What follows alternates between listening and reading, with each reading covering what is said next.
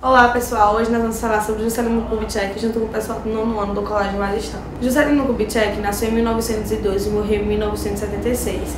Ele foi filho do caixeiro viajante João Paulo César de Oliveira e da professora Júlia Kubitschek. Ele nasceu em Diamantina e em Minas Gerais. Ficou órfão dos seus pais a partir dos 3 anos de idade. Estudou no seminário de Diamantina, no qual concluiu seu curso de Humanidade.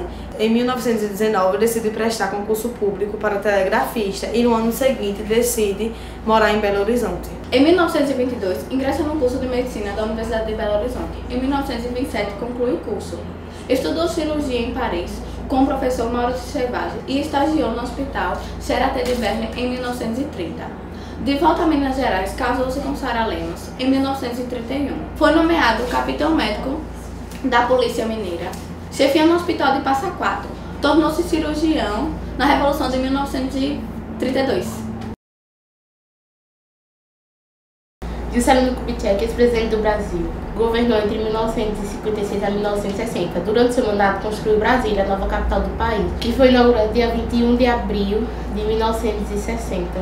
Entrou na política como chefe do departamento de Benedito Valadares, na ocasião interventou em Minas Gerais, em 1934. No mesmo ano, elegeu-se deputado federal, mas perdeu o mandato em 1937, devido ao advento do Estado Novo. Foi prefeito de Belo Horizonte entre 1940 e 1945, numa administração, o nome ainda desconhecido, Oscar Niemeyer, com as obras do bairro Pampulha. Juscelino Kubitschek foi eleito deputado federal em 1946 e governador de Minas Gerais em 1950. Criou 5 usinas hidrelétricas com o apoio do PCD e do PTD e da UDN, a União Democrática Nacional. Foi eleito em 1955. Mas só teve sua posse no final de novembro daquele ano.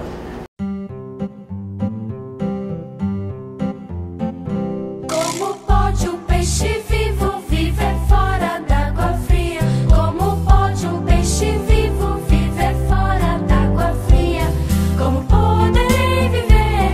Como poderei viver sem a tua, sem a tua, sem a tua companhia? Sem a tua, sem a tua, sem a tua companhia.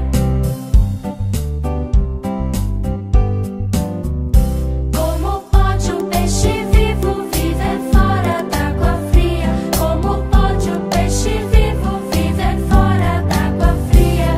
Como poderei viver?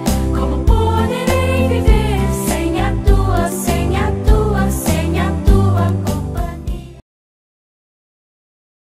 Juscelino Kubitschek foi eleito presidente em 1955, juntamente com o vice-presidente João Goulart. Nos primeiros anos do pleito, iniciou a tentativa do golpe da UDN.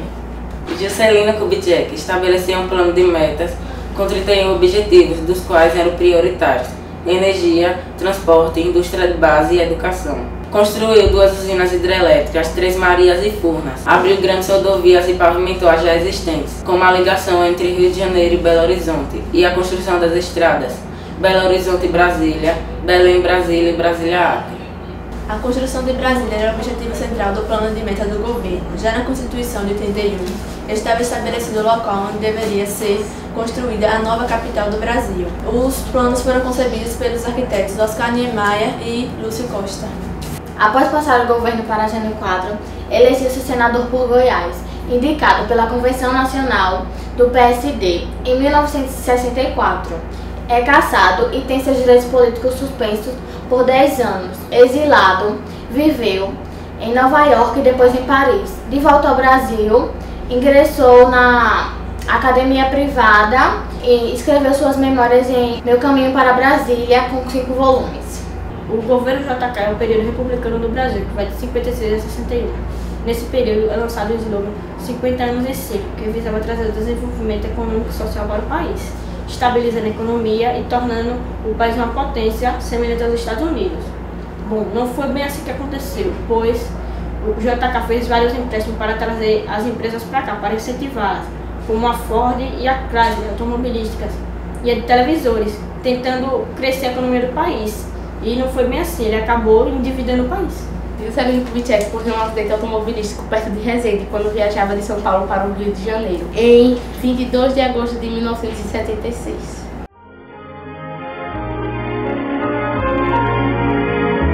Brasília é um monumento à modernidade. Um sonho de séculos, que se tornou realidade pelas mãos de um dos políticos brasileiros mais carismáticos de todos os tempos, Juscelino Kubitschek de Oliveira. No ano de 1902, nasce Juscelino, de família pobre, em Diamantina, Minas Gerais. Adolescente, estuda num seminário.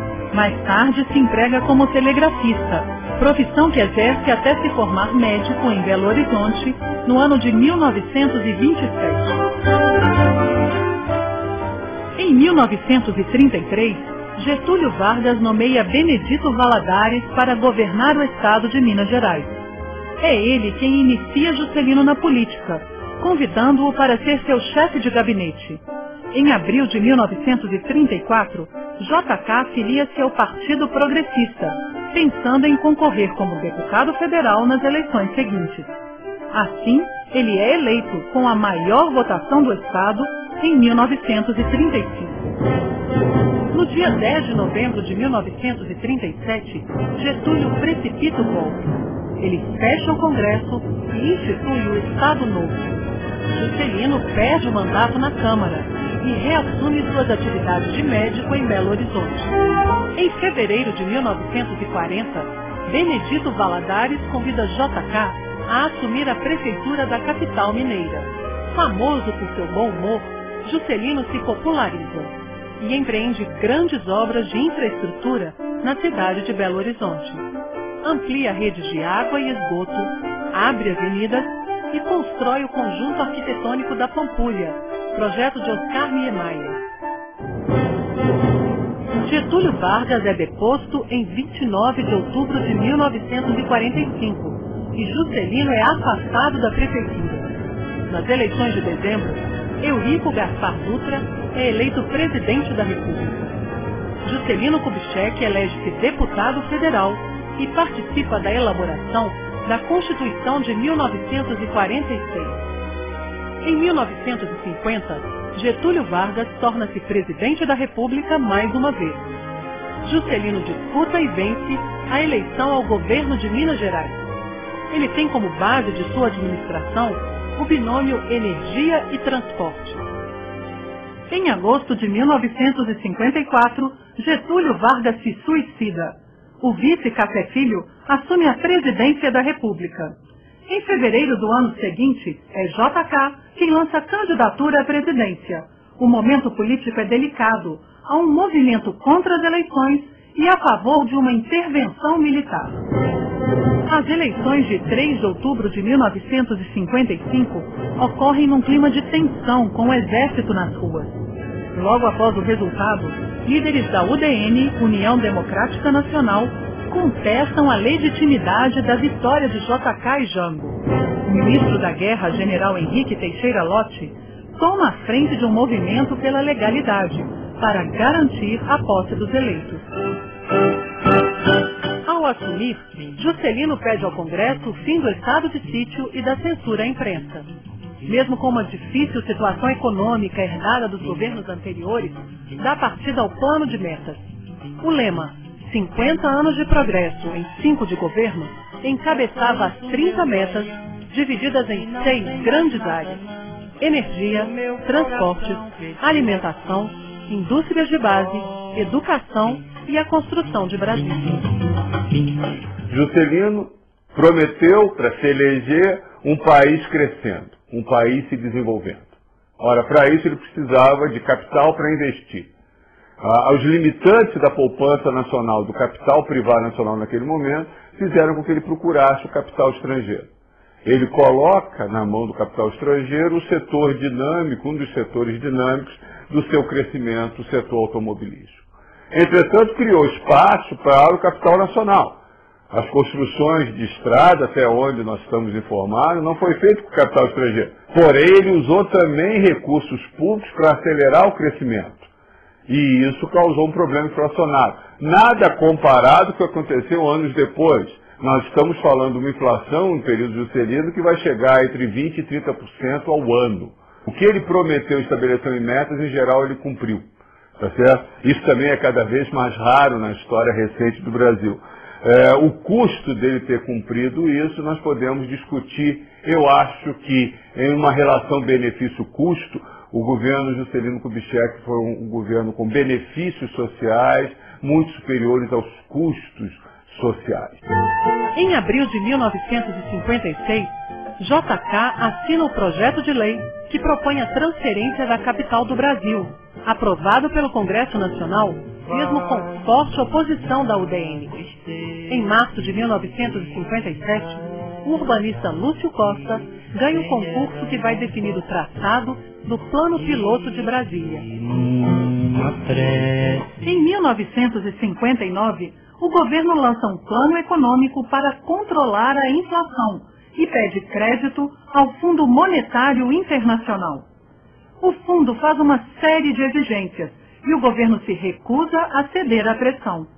Juscelino decide conduzir pessoalmente as negociações e acaba por romper com o FMI.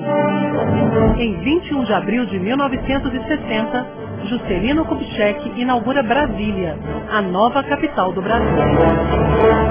Sonho dos Inconfidentes de 1799 tem nessa realização de 1960 a sua etapa derradeira, pois agora encontra o Brasil o seu verdadeiro destino e poderá caminhar mais solidamente para a completa emancipação. Se você disser que eu desafio. Em outubro de 1960, apoiado pela UDN, Jânio Quadros chega à presidência da República com ampla vantagem de votos. Nas eleições de 1961, Juscelino elege-se senador por Goiás. Poucos meses depois, Jânio renuncia e Jango assume a presidência. Em 64, um golpe depõe Goulart. Uma junta militar assume o poder. Castelo Branco pretende concorrer às eleições presidenciais e Juscelino decide apoiá-lo a princípio. Porém, com a promulgação do Ato Institucional número 1, JK entra na lista de parlamentares ameaçados de cassação. 2 meses depois, ele perde o mandato e os direitos políticos por 10 anos. Juscelino parte para um exílio voluntário na Europa. As pessoas de bom senso o que queriam?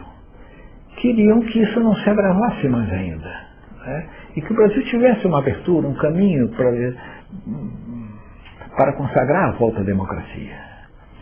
Isso explica a junção dos contrários. Jango de um lado, Juscelino e Lacerda.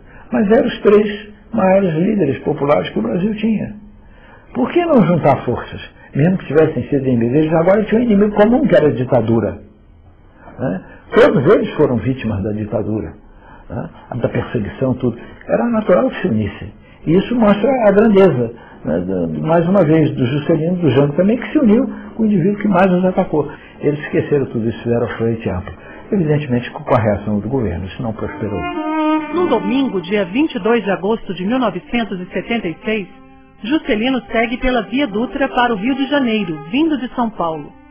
O carro em que está é atingido por um ônibus. Desgovernado, atravessa o canteiro central e bate de frente em uma carreta.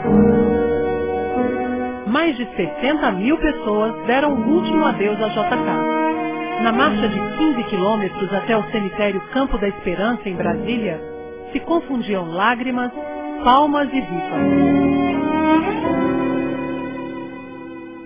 Na presidência da República, Juscelino industrializou o país e possibilitou um desenvolvimento nunca visto antes. Ele tinha também o mérito de conciliar forças opostas usando uma única arma, o diálogo. Apesar de todas as crises que enfrentou, nunca deixou de ser um grande democrata. Por tudo isso, Juscelino Kubitschek é um dos construtores do Brasil.